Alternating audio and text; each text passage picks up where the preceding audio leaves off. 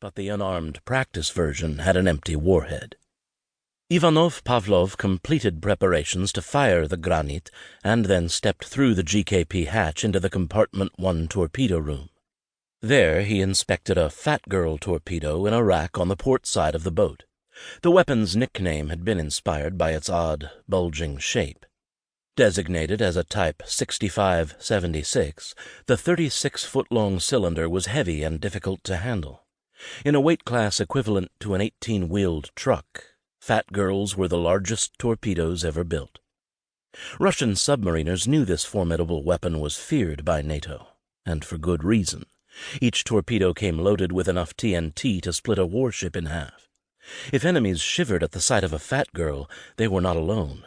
Russian torpedo men also felt threatened by the unstable weapon.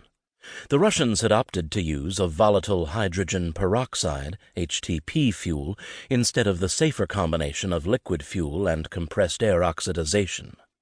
Designers touted faster speed and a lack of rubles as the main reasons for selecting HTP as the propellant. American experts refused to consider the less expensive fuel as an option, stating that you get what you pay for. The 85% hydrogen peroxide solution in Fat Girls had a bad reputation of eating through rubber gaskets and valves and working its way into the torpedo's sealed casing.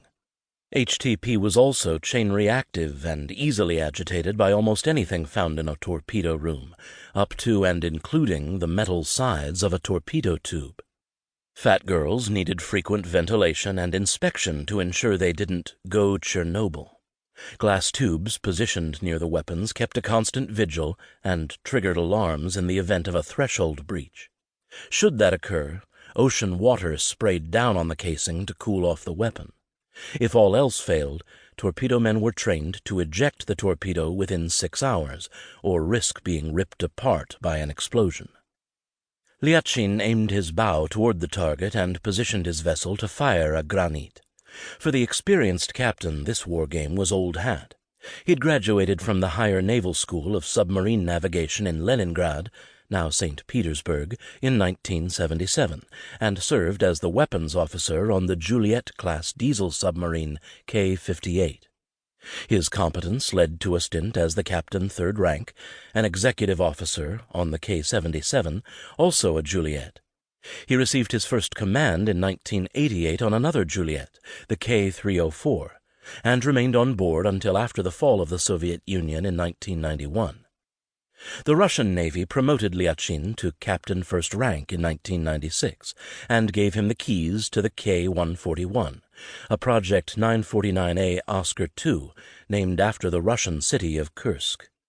Now, 4 years later, he and his crew of 117 operated at the peak of efficiency, as best allowed by budget cuts and personnel turnover.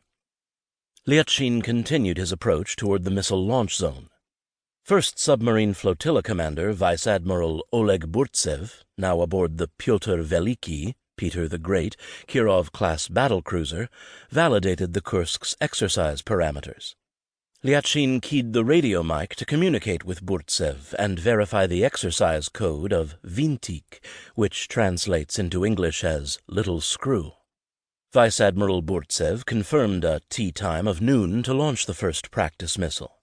He also reminded Lyachin to follow the command table and rendezvous with the control ship, maintain communications, and use the proper exercise signals. Lyachin ordered the watch officer to submerge the Kursk to a depth of 55 meters. He then asked the acoustic cutting sonar team for an update on the target's bearing and speed. Using this information, he made a quick calculation and maneuvered his craft into firing position. Now ready to fire, he ordered acoustic to prepare the first measurement. An acoustic cutting operator replied with a bearing update. Lyachin responded with, "Acoustic, 0. Measurement mode, 1 minute." Following procedures, having heard their captain start the ball rolling with the word 0, acoustic started feeding bearings every minute to the weapons attack crew, which included the navigator, electronics officer, and fire control team. Michmen, warrant officers, assigned to the team entered the range data into the digital weapons systems using measurements called kabeltovs. 10 kabel